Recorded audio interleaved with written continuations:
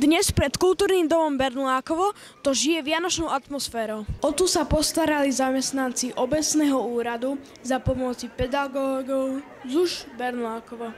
Základná mestská škola sa podielala na tomto programe tým, že pripravil náš výtvarný odbor rôzne výrobky. Tí sa stali súčasťou zimnej krajinky, ktorá vyrastla hneď vedľa kultúrneho domu. Máme aj vlastný vianočný stromček, kde všetky výzdoby vyrobili práve žiaci nášho výtvarného odboru. Niekde v 6. mesiaci to vzniklo, keďže každý rok chceme posúvať v obci vyššie a vyššie ten level.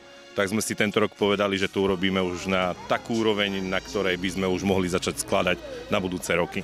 Ja si myslím, že na to, že je to prvý ročník, to prečilo moje očakávania, takže ja som veľmi spokojný. A do budúcna plánujem, aby z tohto sa stala tradícia, ktorú budem pravidelne vždycky na tú adventnú prvú nedeľu opakovať aj do budúcna. Súčasťou programu boli aj vystúpenia žiakov a pedagógov našej ZUŠ.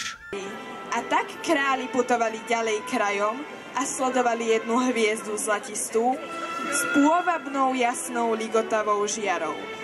Vrchol dňa bolo slávnostné zažínanie prvej sviečky na adventnom venci.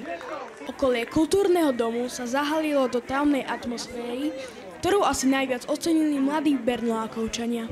Mne sa najviac asi páči táto krajinka a asi najviac tej krajinky ten vláčik, čo tu je.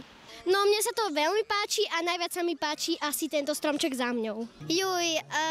Asi ten Betlehem, čo tam bol, podľa mňa je veľmi pekná, fakt aj prepracovaná, proste nádherná. Ako nám prislúbil pán starosta, určite sa máme na čo tešiť aj v budúcom roku. Pre ZUŠ Bernolákovo, Andrej Kosorin a Peter Bučko.